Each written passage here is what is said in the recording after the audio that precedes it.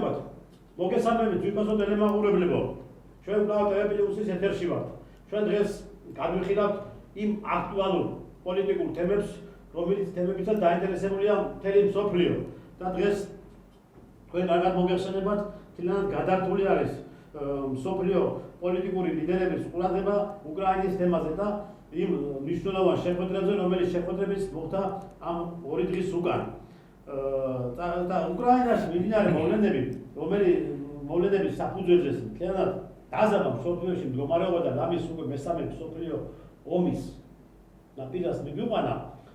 ამის საშიშროება და ამის რომ ვიტყვი დიდი სამხრები არსებობდა და არსებობს. მაგრამ ვინაიდან სიტუაცია განმოხტული იყო და რაღაც გარკვეული ნაბიჯები გადადგმული იყო იმასთან დაკავშირებით, რომ ეს რომელი პროცესის მიმდინარეობს უკრაინაში, რაღაც გარკვეული ხელმოსაკიდე და ხელჩასაჭიდი რამე ხონდებოდა, ეს აუცილებელი იყო ორი დიდი ქვეყნის ლიდერების შეხვედრა. შეხვედრობაში იყო ტრამპი და რუსეთის ფედერაციის პრეზიდენტი ვლადიმერ პუტინი, რომლის შეხვედრების საფუძველზე რაღაც გარკვეული ნაბიჯები გადაიდგა მნიშვნელოვანი ნაბიჯები იმასთან დაკავშირებით, რომ სოფლიოში უკვე რაღაც განეიტრალების პროცესი დაიწყო მესამე მსოფლიო ომის დაწყების. დიახ, განეიტრალების პროცესი. რადგან ჩვენ ამ საფრთხის წინაშე ვიდექით და იყო შესაძლებელი, რომ ვიღაცას რაღაც თავში მოსწრდა და იმ ღილაკზე დაეჭირა ხელი, რომელიც ღილაკის საფუძველზეც სოფლიო ამოღირავდებოდა და დაიწყებოდა ძალიან ისეთი უმარტავი პროცესები, ადამიანებს და კაცობრიობას დაემუქრებოდა ლიკვიდაციის საფრთხე. ჩვენ გვექნება ამ თემებზე დღეს საუბარი. ჩვენ ვისაუბრებთ ასევე გუშინდელ შეხვედრაზე ტრამპის, ზელენსკისა და ევროკავშირის იმ ლიბერალ LGBT ფაშისტური იდეოლოგიის მატარებელი ლიდერებზე, რომლებიც ერთ წრეებში დააყენა ტრამპმა და რაღაც ისეთი უკმაყოფილო და რაღაც ისეთი არასასიამოვნო თვითონ ის ჰქონდათ მაგათ მიდგომა და ხედვები გუშინდელ შეხვედრასთან, რომ სახეზე ეწერათ, რომ მათ არ სურს ომის დამთავრება და მათ სურს, რომ გაგრძელდეს უკრაინაში ის ზღვა, იმ ადამიანების ხოცვა და ის ტრაგედიები, რომელიც ტრაგედიებს ყოველდღიურად ხდება უკრაინაში და იღუპებიან როგორც ერთ მხარეს, ისე მეორე მხარეს ადამიანები, იღუპებიან ჯარისკაცები და ნადგურდება უკრაინა ამერიკის შეერთებული შტატებისა და ევროკავშირის ხელით. მაგრამ ამერიკის შეერთებული შტატები ცდილობს როგორმე გაეთიშოს ამ პროცესებს და შესაბამისად მთელი შექმნილი მდგომარეობა, რომელიც არსებობს უკრაინაში, ჩააყენოს მშვიდობიან წრეში. დღეს ჩვენი სტუმარი არის ექსპერტი უსაფრთხოების საკითხებში პოლკოვნიკი ბატონი კონსტანტინე ფორჩხიძე. ბატონო, მოგესალმებით. მოგესალმებით.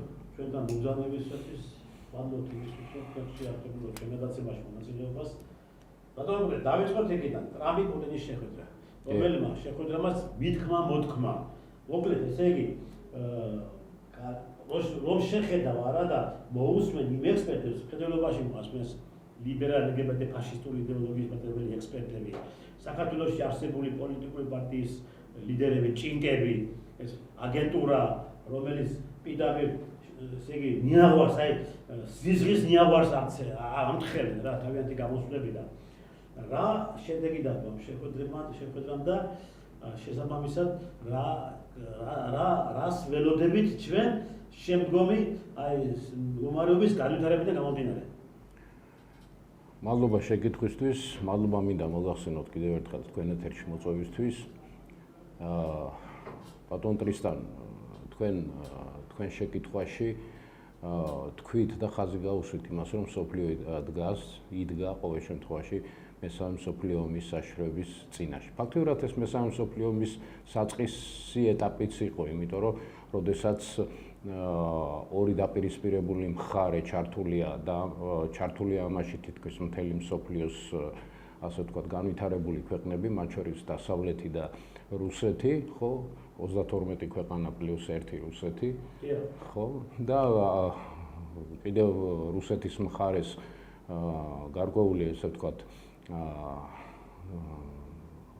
გარკვეული სახელმწიფოები, რომლებიც მატერიალურ ტექნიკურ დახმარებას უწევენ ამ ომის მსვლელობის პერიოდში რუსეთის ფედერაციას, უნებრია ჩვენ საქმე გქონდა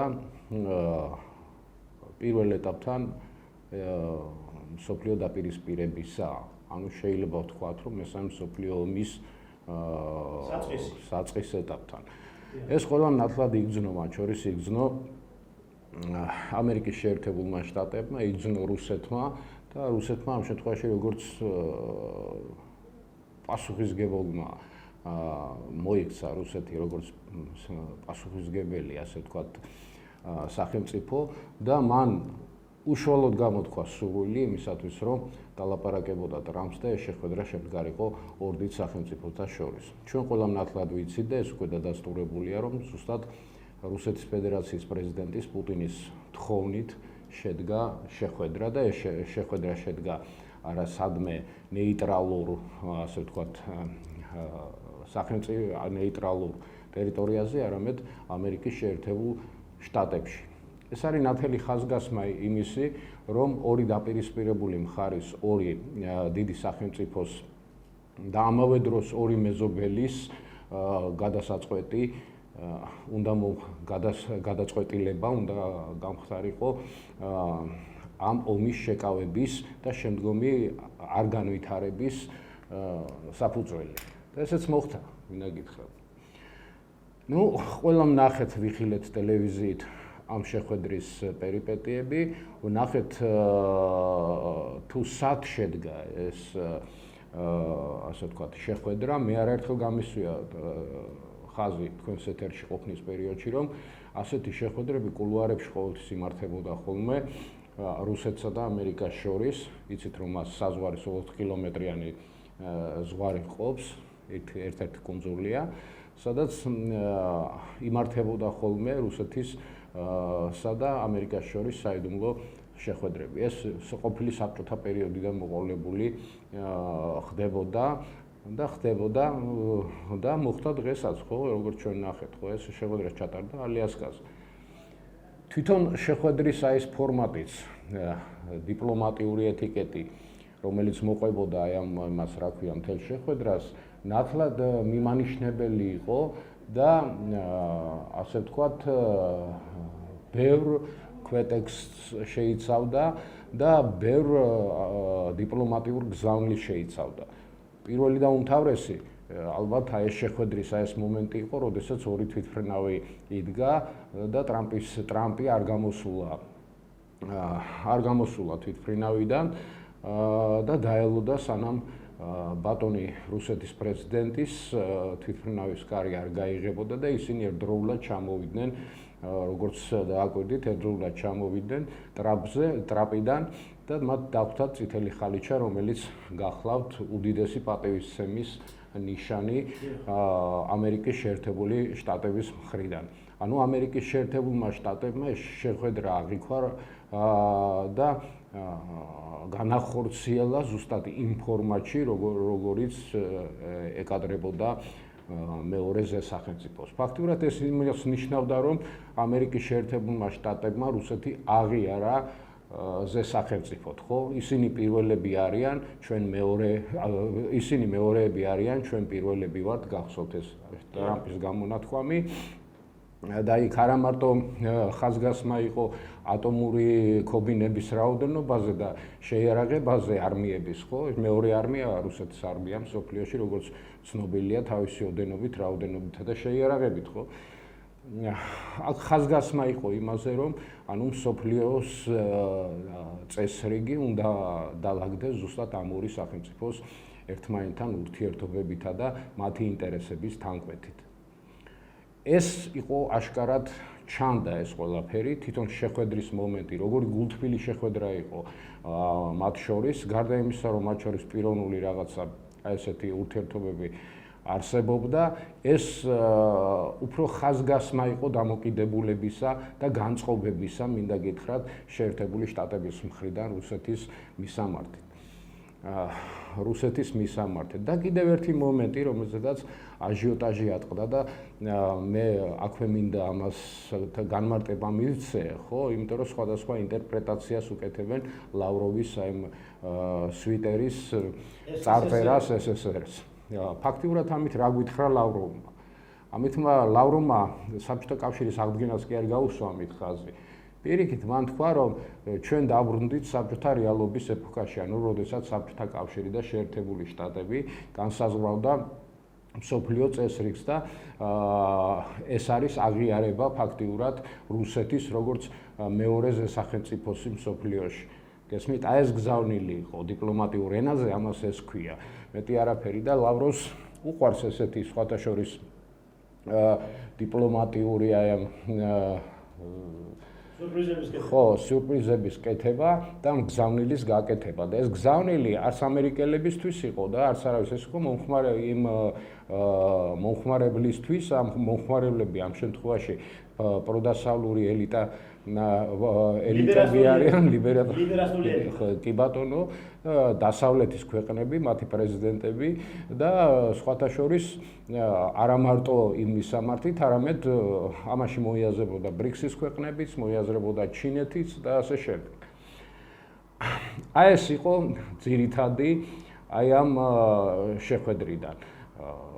ყველას ეგონა რომ ამ შეხვედრაზე ბატონო ტრისტან საუბარი წავიდოდა უშუალოდ პირველ რიგში ეკონომიკაზე. არავინ არ იცის, მაგრამ ჟონავს ინფორმაციები, ანუ ის ინფორმაცია, რაც აუცილებელია გაშონოს, სპეცსამსახურები ამას აკეთებენ ძალიან კარგად და რეალურად ეს ინფორმაციები წარმოადგენენ 80-90%-ში სიმართლეს. მინდა გითხრათ, საუბარი არის იმაზე, რომ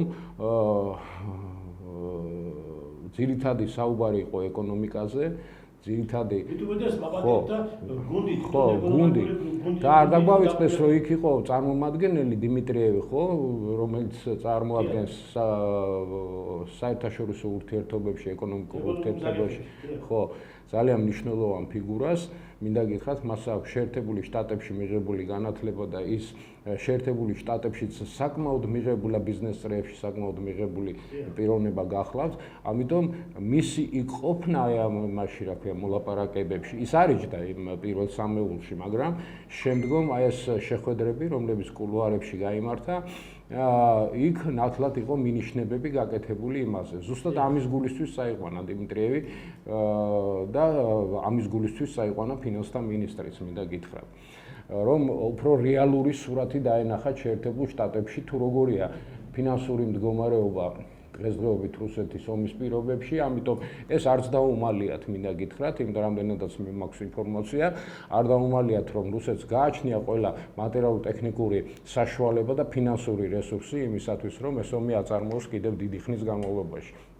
და ის სანქციები, რომლებიც რუსეთის მისამართით კეთდებოდა, ფაქტიურად არაფრის მომტანი არ იყო, იმიტომ რომ ის სანქციები ჯერ ესერთი ნაწილი სრულდებოდა, მაგრამ ძირითად ნაწილში, რასაც ქვია რუსული მატერიალურ-ტექნიკური, ასე ვთქვათ, რესურსების შესყიდვის თემატიკა, აი ამ მიმართულებით ის თითქმის არ შესრულებულა, იმიტომ რომ წინა გადაცემაშიც თქვით ჩვენ, რომ ევროპა განაგრძობდა დიდი რაოდენობით, ასე ვთქვათ, ნავთობის შეძენას რუსეთისაგან და ეს რუსეთისთვის იყო მშვენიერი, ასე ვთქვათ, შემოსავალი იმისათვის, რომ ეწარმოებია და თავისი ფინანსური პრობლემები მოეგვარებინა, ხო, ეწარმოებინა ომი და აწარმოოს ომი და მოაგვაროს თავისი ფინანსური მდგომარეობები.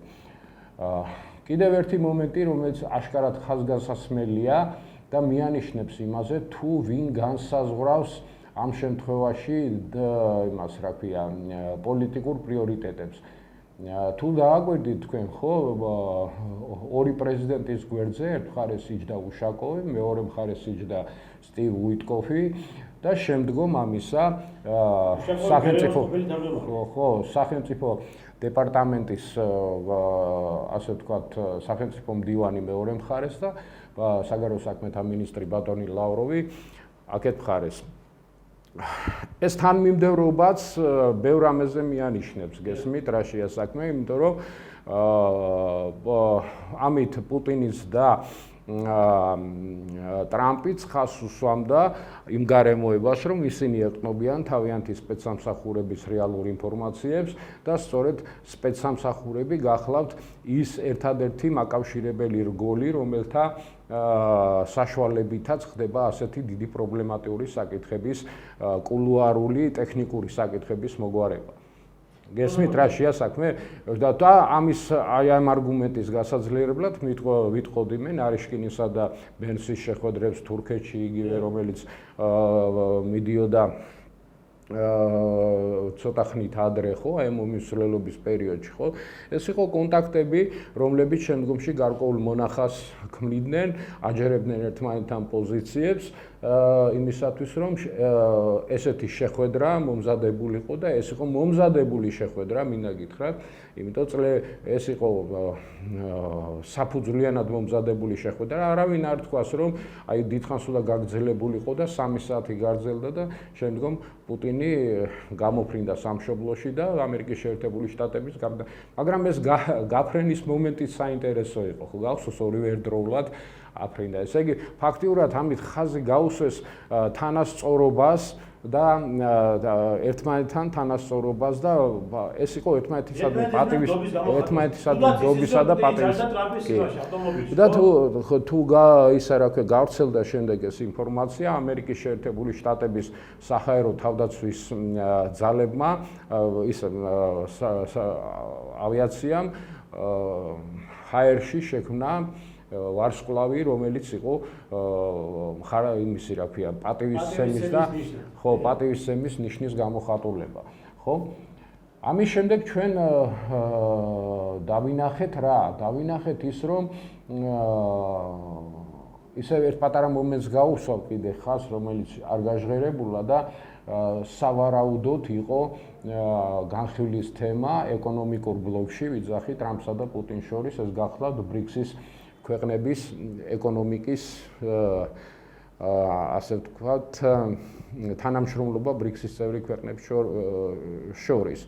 იმიტომ რომ თქვენ იცით ბატონ ტრისა რომ წავიდა საუბრები იმის შესახებ რომ ახალი ვალუტა უნდა შემოსულიყო ბრიქსი და ფაქტიურად დოლარის ჩანაცვლება უნდა მომხდარიყო და ასე იგი ფაქტიურად დედოლარიზაციის ეს მომენტი რომ არ შემოსულიყო რაც უდიდეს ზიანს და დარტყმას მიაყენებდა შეერთებულ შტატებს როგორც ასეც და არა მარტო შეერთებულ შტატებს მინდა გითხრათ აი ამ მომენტებშიც რუსეთს მოუწია გარკვეულ ასე ვთქვათ დათმობებზე წასვლა, რამაც ბატონი ტრამპის მხრიდან კმაყოფილება გამოიწვია, მინდა გითხრათ.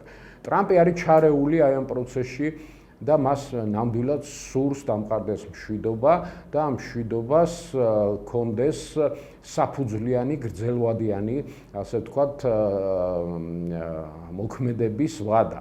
გესმით რა შეასაქმე? მაგრამ ევროპელი ლიდერები იმით განსხვავდებიან ბატონი ტრამპისგან, რომ მათ სურთ მხოლოდ ცეცხლის შეწყვეტა. ცეცხლის შეწყვეტა არ ნიშნავს ზავს ორ ქვეყანას შორის. ამ მდგომარეობაში ჩვენც ვართ დღეს საქართველოსა და კი ბატონო, ბრძანეთ და გავაგზავნეთ. შემდეგ ამ ევროპის ლიდერებს შემდეგ შევხვდით, იმიტომ ჯერ ამოწუროთ ეს მათი შეხვედრა და ამოწუროთ ის საკითხები და ის კითხვები, რომელიც ჯერჯერობით არსებობს, ხო? შედგა ტრამპი პუტინის შეხვედრა. ნუ თავის დავაცხადია ამ შეხვედრაზე არანაირი დოკუმენტები არ გაფორმებულა. კი რა თქმა უნდა, არც უნდა გაფორმებული იყო, რადგან შეიქმნება ორი მუშა ჯგუფი, შესაბამისად, რომლებიც შემდგომ გააგრძელებენ სწორედ ამ მიმართულებით და სხვადასხვა იმ საკითხების მიმართულებით მუშაობას, რომელიც საკითხებიც იყო მათ შორის განხილული, ხო? ნახეთ ახლა შედგა ამერიკის ტერიტორიაზე შეხვედრა ალიასკაზე და ტრამპმა თქვა, რომ ჩვენ კიდევ შევხვდებით ერთმანეთს. კი, იყო იქ ერთი მომენტიც ლუკაშენკოსთან ზავი. მაგით შევხვდებით ერთმანეთს. ხომ არ გამოვრიცხავთ, რომ შემდგომი შეხვედრა ტრამპმა და პუტინმა რუსეთის ტერიტორიაზე განახორციელონ რომელიმე აი ესეთ დაუშვათ გამორიცხული არ არის მე უფრო ვფიქრობ რომ ეს შეხვედრა შეიძლება შედგეს მინსკის ფორმატში ქალაქ მინსკში ანუ ფაქტიურად უკრაინის საკითხების გადაწყვეტა ხდება მინსკის ფორმატის მინსკის ფორმატი რომელიც არსებობდა ხო რომელიც არსებობდა და რომელიც დასავლეთი ევროპამ ზურგიში აქცია ალბათ მინსკის ფორმატის აღდგენაზე იყო საუბარი რამდენადაც შეიძლება ვივარაუდოთ ჩვენ ამ შემთხვევაში ბატონ ლუკაშენკოსა და პრეზიდენტ ტრამპ შორის იყო საუბარი იქნებოდა ეს საუბარი და შესაძლებელია ეს შეხვედრა შედგეს მინსკში მაგრამ არის აქ ერთი მომენტი რომელიც უკვე გამოიკვეთა აი ამ გუშინდელი შეხვედრის შემდეგ რომელიც თეთრსახში გაიმართა 8 ევროპელ პრეზიდენტსა და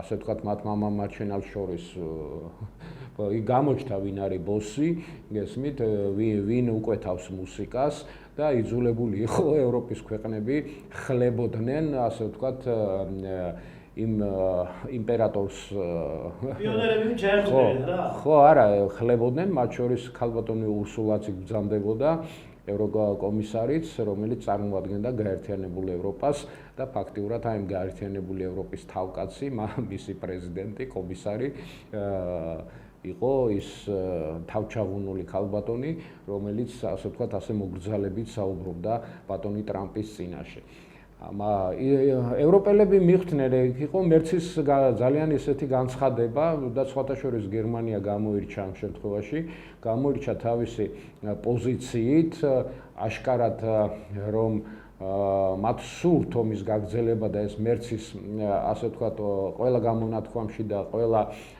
მის რეპლიკაში და ასე ვთქვათ მის სიტყვაში ჩანდა რომ ის მომხრე იყო და მან შემოიტანა ისევ ცეცხლის შეწყვეტის შესახებ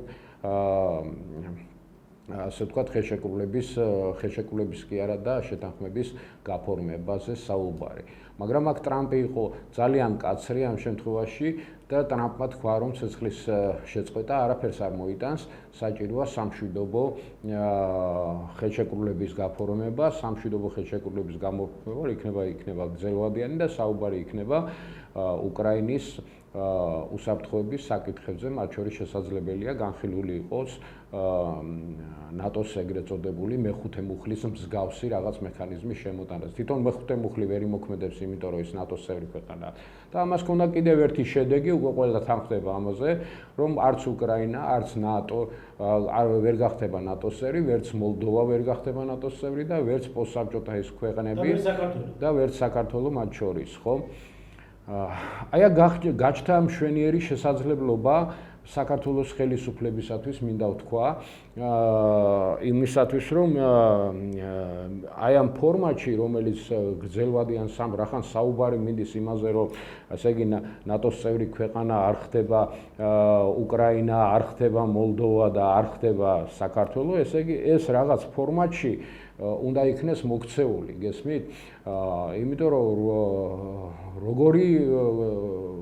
როგორი საგარეოს ის კურსი უნდა აეჩიოს ხლა უკრაინამ ხო ალბათ ნეიტრალიტეტი იქნება ყველასათვის ამ სამივე სახელმწიფოსათვის მისაღები ფორმატი იმისათვის რომ ნეიტრალურ სახელმწიფოებად იქცნენ ну შემდგომში შესაძლებელია ეს ფორმა შეიცვალოს სამოკავშირეო ხელშეკრულებების გაფორმების გზით თითოეულ სახელმწიფოსთან ვისაც აერჩევს მაგალითად ნებისმიერი სუბიექტი რომ მასთან კონდეს ურთიერთობები ხო ეს უფრო წააგავს ბატონო ტრისთან ეს შემოთავაზება ისრაელსა და ისრაელს მაგალითად სამხრეთ კორეას ავსტრალიასა და ამერიკის შეერთებულ შტატებს შორის არსებულ ურთიერთობებს უსაფრთხოების საკითხებში გესმით რა შესაძლოა იმიტომ იქ მოკავშირეობის ხაზგასმაც არ უნდათ იმიტომ რომ მოკავშირეობის ხაზგასმა ფაქტიურად გააღიზიანებს კვლავ რუსეთს და ეს ნიშნავს მოკავშირეობაზე საუბარი აი დაახლოებით ეს ფორმატი იქნება რა იმ შემთხვევაში თუ რაღაცა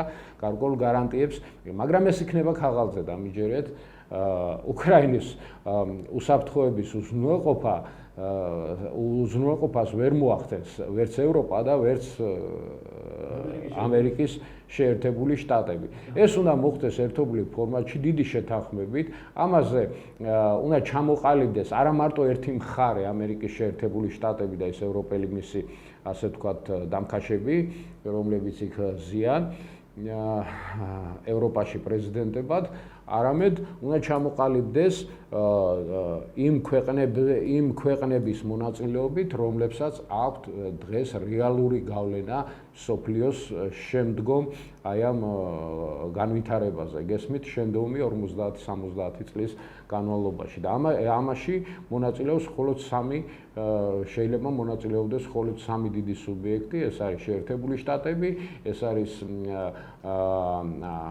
იგივე ჩინეთი და ეს არის რა თქმა უნდა რუსეთი, რომლის გარეშეც არ უნდა მოხდეს. რუსეთი ითხოვს ერთ-ერთ გარანტორად აი ასეთი ფორმატის მიცემის შემთხვევაში ნეიტრალიტეტის უზრუნველყოფაზე აქვს საუბარი, ნეიტრალიტეტის არ უნდა გავიგოთ ჩვენ რომ ეს უკრაინის უსაფრთხოება აი მარტო ცალმხრივი მიმართულებით შეიძლება იყოს.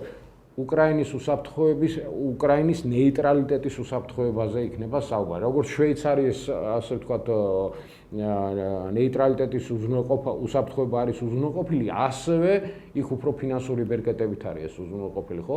ამ შემთხვევაში უნდა იყოს უზრუნველყოფილი ნეიტრალიტეტი და ვინ უზრუნველყოფს ამას, თუ არა შეერთებული შტატები, ჩინეთი და რუსეთი, აი ეს ტრიუმვირანტი. კი ბატონო. ჩვენ კარგად ვიცით რა პირობები აქვს რუსეთს, ხო? ცეცხლის შეწყვეტასთან დაკავშირებით. მით უმეტეს ეს პირობები და ეს მოთხოვნები რუსეთს გააჩნდა მაშინაც, სანამ უკრაინაში რუსეთი დაეწყებდა სპეციალურ სამხედრო ოპერაციებს, ხო? კი. ეს მოთხოვნები მას ჰქონდა და ეს მოთხოვნები რომ გაითვალისწინებია მაშინდელ ამერიკის შეერთებული შტატების ხელისუფლებას, ბაიდენსთან, მის ადმინისტრაციას და ევროკავშირის ლიბერალ LGBT ფაშისტური იდეოლოგიის მატარებელ ლიდერებს უკრაინაში ომი არ დაეწყებოდა. არ დაეწყებოდა სამხედრო ოპერაციები უკრაინაში არ დაეწყებოდა.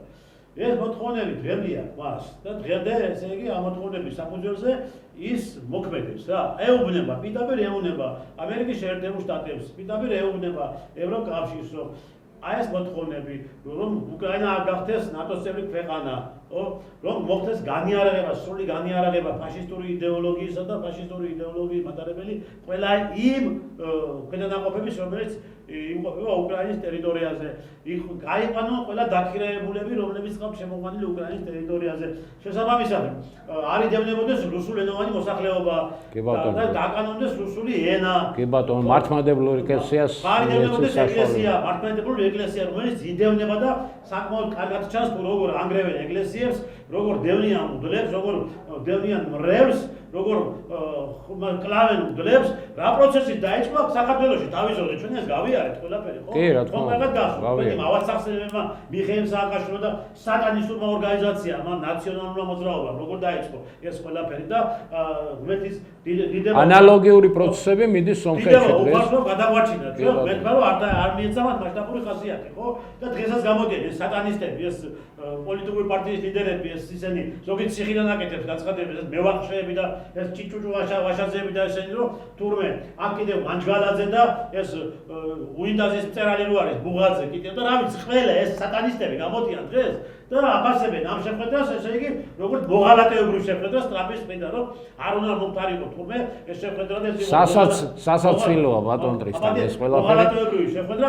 ესენი არიან ბატონო კოტე ყველანი სისხლის მსმელი ადამიანები. ამათ ესენი არის ქართულ მოძული ადამიანები არიან ესენი. აი ესენი იყვნენ ყველანი რომელებიც იყვნენ პირდაპირ მოტივირებული იმასთან დაკავშირებით რომ როგორმე საქართველოში გახსნილიყო მეორე ფრონტი, როგორმე საქართველოში დაგვილიყო ქართველის სისხლი. ამათ ფულს უხდიან თავიანთი კურატორები და თავიანთი ლობისტები, ხო?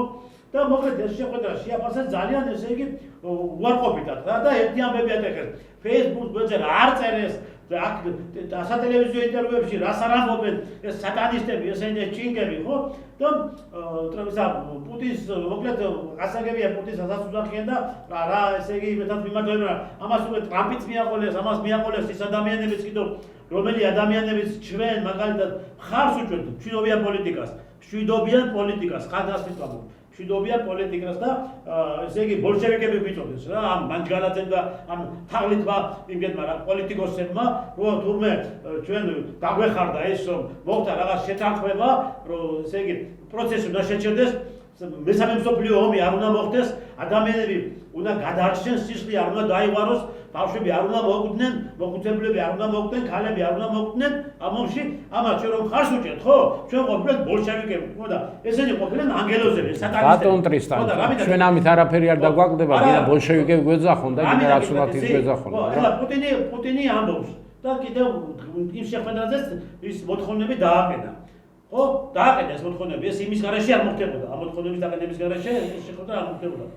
ეს შეხვედრები მიიღო ტრამპმა, როგორც ჩანს, იმიტომ რომ ტრამპმა თქვა, რომ ესე იგი შეხვედრა იყო ძალიან ნაყოფიერი და ორივე მხარე ვართ კმაყოფილები ამ შეხვედრით.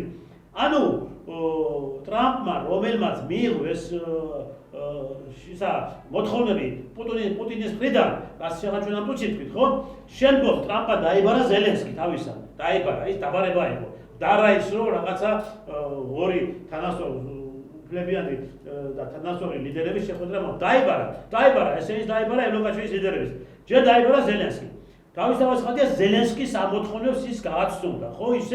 ისე არ მოხდებოდა ეს ყველაფერი. პირველი რაც იყო მისი ინტერესი ზელენსკის, ეხლა ის ცდილობს როგორ გამოძროს ამ სიტუაციებიდან. აი ეგეთ ხო, აქ ერთი დიდი პრობლემაა ბატონ ტრისტან. მაგრამ ამიტომ გითხრათ, ხედავთ, ზელენსკი აღარ იყო უკვე ისეთი აგრესიულიც, როგორც ვერც იქნებოდა. და ზელენსკი აღარ იყო ისეთი კატეგორიულიც უკვე. უშინდელის შეხვედრის კადრები თუ ნახეთ, იქ ცივი შეხვედრა იყო ფაქტიურად. ეს ევროკავშირის ლიდერების მხრიდან. არა. მე ვეძახი ტრამპის მხრიდან იყო აი ეს ხელი წამოარტყა და ხო და ანუ ესე იგი ზელენსკი უკვე თანახმა არის, როგორც ჩანს, იმ მოთხოვნებს. ზელენსკიმ დღეს გააკეთა რა მოთხოვნებს დააკეთა პუტინმა ტრამპთან მიმართებაში. ზელენსკიმ დღეს გააკეთა განცხადება და თქვა ესეთი რამე, რომ ის რა ქვია, ომის შეწყვეტის მომხრეა ისა და ფაქტიურად მიხვდნენ უკრაინელები, რომ ამ ჩიხური სიტუაციის გაგრძელების შემთხვევაში ფაქტიურად უკრაინისაგან აღარაფერი აღარ დარჩება. აცნობიერებს ამას, მაგრამ აქ დგას ერთი ძალიან მნიშვნელოვანი საკითხი, რომელიც უკავშირდება ზელენსკის ლეგიტიმაციის თემას, მინდა ვთქვა. ზელენსკი არ გახლავთ ლეგიტიმური პრეზიდენტი დღეს, მას შეუძლია მხოლოდ და მხოლოდ ის იურიდიული ძალა არ ექნება მის ასე ვთქვათ აი ამ ხელშეკრულებაზე, იგივე სამშვიდობო ხელშეკრულებაზე აი ამ ხელის მოწერის ფაქტს, იმიტომ რომ ის არალეგიტიმური პრეზიდენტია. ეს არ ვიცი, იმიტომ რომ ეს როგორ იქნება, რანაირად გადაწყვიტავენ ამ საკითხს და ბუნებრივია პუტინიც ამ შემთხვევაში მე როგორც ვარაუდობდი და ყოველთვის ვამბობდი და ვაფიქსირებდი ამას, ნაკლებად რეალურად მეჩვენებოდა პუტინისა და ზელენსკის შეხვედრა ერთ-ერთზე ყოველგვარი აი იმის გარეშე, ხო? ამას ვამბობდი მე და იმიტომ რომ პუტინი მეთქი არ დაჯდება და არ ილაპარაკებს ამ ადამიანთან, მით უმეტეს რომ ის დღეს არალეგიტიმური პრეზიდენტია და მისი ვადა არის გაგრძელებული, ხო, იმისი რა. ხო, აი ეს თემა იქნება მოსაგვარ. მე არ ვიცი ეს როგორ მოხდება ამ სამშვიდობო ხელშეკრულების გაფორმება, როგორც ასეთი, ხო? თუნდაც შედგეს ის მინსკის სამიტის ფორმატში იქნება თუ სხვა რაღაც ფორმატში, მაგრამ აი ეს საკითხი აუცილებლად იქნება დასმული. აი შეიძლება მოხდეს ისე, რომ აი მაგალითად როგორც თურქეთში ჩატარდა, იქ პირისპირ არ დაჯდებიან ერთმანეთთან, ის ცალკე კაბინეტში ერთი მხარე იქნება, ცალკე კაბინეტში მეორე მხარე იქნება, მოაწერენ ხელს რაღაცაზე და ეს ჩაითვლება, დოკუმენტა ხელის ჩამორთმევა არ იქნება იქ ერთმანეთთან, ხო? აი ეგეთი მომენტი შეიძლება იყოს. შეიძლება იყოს ისეთი მომენტი, როგორც აი მიშა სააკაშვილის პირობებში მოხდა, როდესაც სარკოზი ჯერ ჩამოვიდა თბილისში, მერე ჩაფრინდა მოსკოვში, მერე ჩამოფრინდა თბილისში, შეათანხმა დოკუმენტი, ჯერ ერთ მხარეს მოაწერნა, მერე მეორე მხარეს მოაწერნა. მაგრამ ეს იყო ცეცხლის შეწყვეტის შესახებ ხელშეკრულება. გესმით, ეს არ იყო სამშვიდობო ხელშეკრულება დადებული რუსეთსა და ამიტომ ვამბობ მე დღეს არის მომენტი და ხელისუფლება ამ შემთხვევაში უნდა იყოს აი ამ მომენტის გამოყენებაზე ორიენტირებული. გესმით, თუ წავიდა საუბარი ნეიტრალიტეტზე ამ ქვეყნებისა და რაღაცა, მაშინ ამაში საქართველოსაც უნდა მიიღოს ამ დიდ შეხვედრაში მონაწილეობა. გესმით? იმიტომ რომ მისი ბედი წყდება დღეს.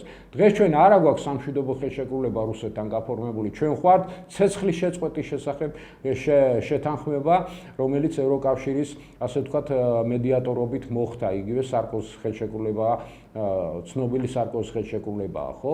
იგივე აი ეს ჟენევის ფორმატისა და აი ამ ფორმატის შეიძლება გაერთიანება და საერთო რაღაც კონფერენციაზე გადაწყდეს აი ამ თემატიკა და ამ შემთხვევაში ჩვენი საგარეო უწყება უნდა იყოს მეტად ორიენტირებული იმისათვის, რომ აი ეს მომენტი გამოყენებული იყოს რუსეთთან ურთიერთობა. ან თქო შეერთებულ შტატებს ისევ დააყენოს ჩვენი და ესა რა ქვია საქართველოს რუსეთს შორის აი ეს ურთიერთობების უფრო მეტად დალაგების შესაძლებლობა. ხო, მისი მედიატორობით მოხდეს ეს. მოხდეს მისი მედიატორობით, მე რა ჩვეულებრივად ჩვენ გვექნება საშუალება დავჯდეთ მოლაპარაკების მაგიდასთან, იგივე რუსეთის ხელმძღვანელობასთან და ვისაუბროთ ჩვენს გასაჭირზე და ჩვენს აი ამ შემდგომ არჩევანზე, ხო? და ამ შემთხვევაში მით უმეტეს რომ ძალიან რთულ ვითარებაში ვართ ბატონო ტრისთან დღეს, განცხადებები კეთდება ჩვენი სტრატეგიული პარტნიორების მხრიდან ისეთი, რომელიც საქართველოს, ასე ვთქვათ, ტერიტორიულ მთლიანობას კიდევ და კიდევ საფრთხის ქვეშ აყენებს. მე ხედველობაში მაქვს თურქეთის პრეზიდენტის განცხადება თურქი მესხების, ასე ვთქვათ, საქართველოში ჩამოსახლებასთან დაკავშირებით თურქების, ან ესე ახლა მესხეთში მაცხოვრებელი თურქების. ზუსტად თარგმანი თუ გინდათ, აი ესე იყო ნათქვამი, მესხეთში მაცხოვრებელი თურქების. ხაზგასმა და არა ქართველებზე იქ საუბარი არ იყო, რომ ქართველები ბევრი იყო იქიდან მაჰმადიანი ქართველების გასახლებული, ჩაწერილი აზერბაიჯანელებად, ისინი სუყველა ჩაწერეს აზერბაიჯანელებმა, თუმცა ბერიას განკარგულებით ყველა ისინი იქნა თურქიც, მათ შორის ქართველებიც და სხვა მაცხოვრებლები, ვინც იქიდან გაიყვანეს 54 წელში და გადაასახლეს თავიანთ ისტორიულ სამშობლოში. ისტორიულ სამშობლოში არ გადასახლებულა მხოლოდ მაჰმადიანი მესხები, მინდა თქვა, იმიტომ რომ მაჰმადიან მესხებს შორის არიან ისეთი ადამიანები, ვინც თავიანთი ნამდვილი გვარები იციან. ამიტომ თუ დაბრუნებაზე არის საუბარი უნდა იყოს მხოლოდ მაჰმადიანი მესხების დაბრუნებაზე და არა კომპაქტურად მათ ჩასახლებაზე. მე კარგად ვიცი ეს თემა ბატონ ტრისთან, იმიტომ რომ სახელმწიფო უსაფრთხოების სამსახურში ხელმძღვანელობდი თავის დროზე, მაშინ სად იყო ეს დეპარტამენტები და სამმართველოები რო აქვს, ეხლა და ჟუდიკაციოზით იმ სამმართველოში და სამმართველო ქვია, ხო? განყოფილებას ხელმძღვანელობდი, რომელიც აი ამ მიმართულებით მაჰმადიანი მესხების ხაზით მუშაობდა წლების განმავლობაში და კარგად ვიცი ეს თემატიკა, მინდა გითხრა, კულუარულად მაქვს შესწავლილიც, მათ შორის კარგად ვფლობდით ოპერატიულ ვითარებას და აუარებელი ზღვა მასალა უნდა არსებობდეს ამის თაობაზე სახელმწიფო უსაფრთხოების სტრუქტურებში დღესდღეობით და დარჩენილ. ისინი არ არიან ქართველები, ამას თურქებს საუბარი. ხო, ამას ქონდა, არა, იქ ხაზგასმული არ იყო მაჰმადიან მესხებზე, მაჰმადიან ქართველებზე საუბარი, იქ იყო საუბარი მესხებზე, რომლებიც თურქებზე, რომლებიც ცხოვრობდნენ მესხეთში და ამას გაუსვა ხაზი და იქ თარგმანი, რომელიც გაკეთებული იქნა თურქულიდან, იქნა არასწორად პატარა ნიუანსი გააპარეს და ამით მიიღეს ის, რაც მიიღეს, მინდა ვთქვა. ამიტომ აი ეს თემატიკაც ყველაფერი ერთმანეთთან არის ბატონებო კავშირში და ამიტომ ჩვენმა ხელისუფლებამ, მისმა საგარეო საქმეთა სამინისტრომ დღეს არის ძალიან კარგი მომენტი, დგება საუკეთესო მომენტი იმისათვის, რომ მივმართოთ. ანუ ბატონო კოტე აქ არ არის ქართულ თურქ-მესხებზე საუბარი, აქ თურქებზეა საუბარი. თურქ-მესხებზე საუბარი, ხო? მესხეთში მაცხოვრებელ თურქებზე უფრო სწორედ რა. ხო და ისტორიულად ეხლა გავიხსენებ ზიად გამსახურდიას აცხონა მისი სული ღმერთმა, მის აი ესეთ ცნობილ ვიდეოს ჩაწერილს აი თურქ მესხეთთან დაკავშირებით, სადაც ის ნათლად განმარტავდა და საუკეთესოდ განმარტავდა იმას, რომ თურქეთის სამშობლო თურქეთია და თუ მათ ისტორიულ სამშობლოზე არის საუბარი, რაზედაც ცრემლები ჩამოსდის ბატონ ერდოგანს და მათ ცრემლები თურქებზე არ უნდა ჩამოსდიოდეს, ქართველებზე უფრო უნდა ჩამოსდიოდეს, თუ მის ფესვებს მოვიკითხავთ, ხო? ამოვე ქართველი არის. ხო, თუ მის ფესვებს მოვიკითხავთ საბოლოო ჯამში, ეს მანდ საუკეთესოდ და კარგად იცის. მაგრამ არის მოსაზრებები ბატონ ტრისთან ამასთან დაკავშირებით, რომ აი ესეთი ეს განცხადებები, რომლებიც კეთდებაო, აი საქართველოსშიო აღძრავსო ანტითურქულ განწყობებსო და ეს იმისთვის კეთდებაო, რომ საქართველო მიტრიალდეს რუსეთის ხარ. საქართველოს ასად მიტრიალება არ უნდა. საქართველო ძალიან კარგად იცის, რომ რუსეთი არის მისი მეზობელი და რუსეთს აქვს დღესდღეობით დაკავებული საქართველოს ტერიტორიები და ჩვენ უნდა დავждეთ მოსალაპარაკებლად იგივე აფხაზებთან, ოსებთან და რუსებთან იმის გამო რომ მოხდეს საქართველოს გამთლიანება და აი ამ გამთლიანებით იმ ნეიტრალური ვიცით უკვე რეალობა ესეთია რომ საქართველოს ვერავითარ ნატოში ვერ შევა, ვერავით არის ასე ვთქვათ ევროსტრუქტურების ხოლგაში ვერ მოექცევა, ამიტომ უნდა ვიზრუნოთ იმაზე რომ გარანტორი საქართველოს ნეიტრალიტეტისა გაახდნენ ის სახელმწიფოები, დიდი სახელმწიფოები, ვიძახი ამერიკის შეერთებული შტატები, რუსეთი და ჩინეთი, რომელიც უზრუნველყოფს საქართველოს შემდგომ ეკონომიკურ სიძლიერესა და მის უსაფრთხოებას. ამიტომ საჭიროა მოლაპარაკებების დაჩქარება, ამიტომ საჭიროა გააქტიურება საგარეო ვექტორის მიმართულებით ჩვენი საგარეო საქმეთა სამინისტროს მხრიდან იმისათვის, რომ იგივე შეერთებული შტატების ადმინისტრაციას მიმართონ თხოვნით იმისათვის, რომ გახდნენ მედიატორი საქართველოსა და რუსეთს შორის შემდგომი აი ამ დალაპარაკებებისა, რაც იქნება ძალიან კარგი გამოსავალი იგივე ხელისუფლება, იმიტომ რომ ხელისუფლება ამ ნაბიჯს თავისით ვერ დგავს. არ მიდიან რუსეთში და არ ელაპარაკებიან ამათ, რომ ეშინიათ ამ იმას რა ქვია, ოპოზიციის და როდემდე ხო არ ვიცი ვისი ეშინია და რისი ეშინია. რა გადასაწყვეტი არის მაგათი საქართველოში. ჩემზე ბატონ ტრისტან, ჩემზე პროამერიკელი ვინ იყო? დიახ, მე ვიცი მახსოვს.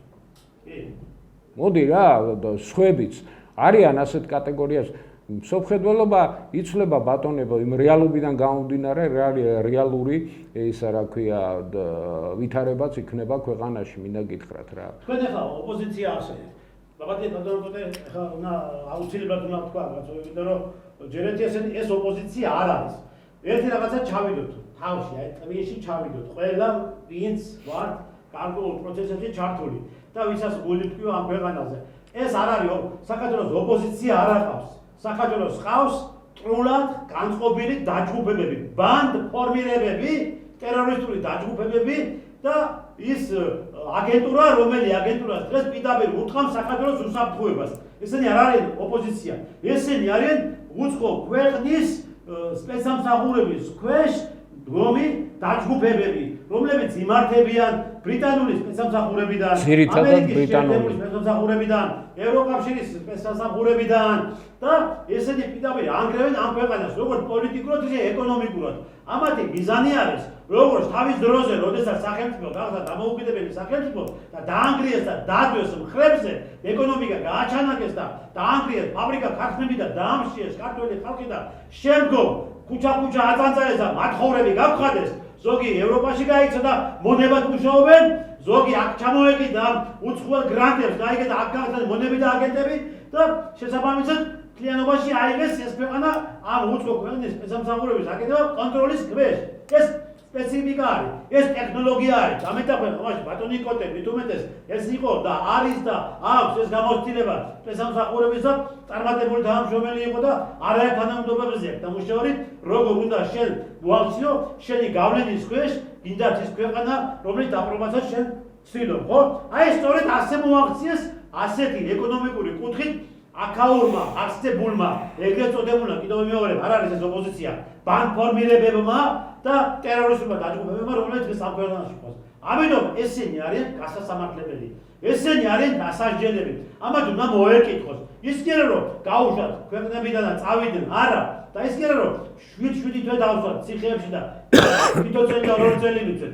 ამათ უნდა მიუსაჯოთ სამუდამო პატიმრობა, რადგან ამათმა დაანგრიეს ეს ქვეყანა. ამათმა პირდაპირ მიზანი მართლაც დაიწყეს ქართველი ერის გენის განადგურება.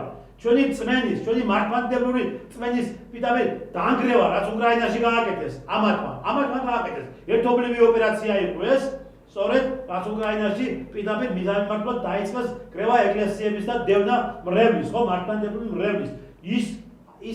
ის ხალხი არის ესენი ახლა. ეხლა რომ ესა გამოდიან კიდევ და გრანტებს რო ხლაპავენ და ღებულობენ და ამ გრანტების საფუძველზე კიდევ უნდა დაანგრიონ ეს ქვეყანა, ხო? ამ ადამიანებს ჭირდება და სასამართლო იზოლაცია და არა სასამართლო პროცესებიდან გათავისუფლება, როგორც ერთი ნარგო ბარიგა გათავისუფლება და ამ ბარიგა მოწამნა მთელი ახალგაზრდობა და მთელი ქვეყანა, ამათ ჭირდებათ პირდაპირ ვეუბნები, სამუდამო პატიმრობა, რომ არ უნდა გამოვიდნენ. ესე ამათი ურთიერთობა საზოგადოებასთან არ შეიძლება. მტრები არიან ესენი ამგვარდის კაცო. მტრები გავიგოთ, თვითონ სამუდამოდ ქართულოსება გააკეთე ეს ნაბიჯი გადადგი. ძალიან ის არის ეს შვიდთვიანი პატიმრობა, მაგათთვის ეს არის მაგათთვის გულაობა, მილიარდები. აჭამეთ იქიდანაც, აქედანაც და 7 თვე გავუშვით ციხეებში. კარგია, მეცავა, და დავდებით. მომეცით 1 მილიარდი და მე დავდებით ციხეში და ვიქცევი. მithumetes არა, 1 მილიარდი ვისაც მიწეს ის დაგულაოს ევროპაში. დაგულაობი და დადიება. ამიტომ ეს ამან ესენი უწყობენ და აბა ბატონო კოტე, მე აი შენ გაგიგია მოგისმენია, როდის ვერ ამ ჭინკებიდან და ამ ტერორისტებიდან, ამ მართლა სატანისტებიდან მოგისმენია, როდის ვერ თურქეთი ოკუპანტი არის? არა ვითარ შემთხვევაში მაგას ვერ აკმევიდნენ. რა, თურქებს არა აქვს ჩვენი ტერიტორია ოკუპირებული? ისტორიული ტერიტორია არა ოკუპირებული? სადაც ახლა ის აქვს ჩვენ ქართულ მართლმადიდებლურ ტაძრებში ისინი აქვს გომულები აქვს გახსნილი და იქ პირს აწვევენ და ნადგურდება. ამაზე რატო არ ამბობს? მე მიკვირს, რატო არავინ რაფერს არ ამბობს ამაზე? რისთვის ვერ იტყვიან, იმიტომ ამას იცახენ პოლიტიკური კონიუნქტურის გამო. რატომ არაფერს არ ამბობს? თურქები გახსნილია, ბათუმის ოკუპაცია მოახდინეს უკვე. ეს არაოფიციალური ოკუპაცია და თუ ჩვენ თქვით არ გავჩნდებით, ოფიციალური ოკუპაცია ძალიან მალე მოხდება, იცოდეთ კიდევ დამატებითი ტერიტორიების თურქეთის მხრიდან. ამიტომ ბატონ დრისთან 300-მდე მეჩეთია აშენებული. აი ამ ბოლო პერიოდში, საქართველოში კი. და თქვენი ანგარიშეთ ეხლა იმ მეჩეთის ის მრევლი ხო, რამდენი თურქეთს შეუულია უიარაღს მოძებნიან 50,000 კაცი მარტო აი რო არ შემოვიდეს ექსპანსია არ მოახდინოს საქართველოში ხო? ადგილზევე მობილიზაცია მოახდინოს 50,000 კაცის. მინდა გითხრა და ამით პრაქტიკულად მოწყვიტოს აჭარა დედასამცხე. აჭარა და გურია. აჭარაც და გურიაც. ამიტომ დღეს ვართ აი ამ ძალიან მძიმე საგარეო, ასე ვთქვათ, რეალობის წინაშე აღმოჩენილი და ბევრი რამე იქნება ჩვენს გონიერებაზე დამოკიდებული და ჩვენი მთავრობის, ჩვენი ხელისუფლების დღესდღეობით გამჭრიახ ნაბიჯებზე მიუხედავად აი ესეთი კბენებისა შესაძლებელი იქნება ბატონ ტრისთან კიდევ იარაღითაც დაუპირისპირდნენ ამ ხელისუფლებას იმ შემთხვევაში თუ ეს მე რაც ვთქვი ხო აქეთკენ გადაიდგა ნაბიჯები იმიტომ რომ ამისთვის ამზადებენ ხალხს იქ რა სასწავლიან იმ ბანაკებში თვითონ იმ პრიბალტიკაში აი ამ კატეგორია ადამიანებს კაცმა არ იცის დღესდღეობით დღეს შინაგან საქმეთა სამინისტრომ ჩაატარა ოპერაცია და 35 კაცია დაკავებული და მათგან არის ამოღებული ცეცხლსასროლი იარაღის დიდი რაოდენობა მინდა საქართველოში არიან კონსპირაციულ ბინებს თორემ ბატონო კოტე ხო ამიტომ რა არის გასაკეთებელი მინდა უთხრა კიდევ ჩვენ ზალოვნებს ბატონებო ყველა ის სამხედრო მოსამსახურე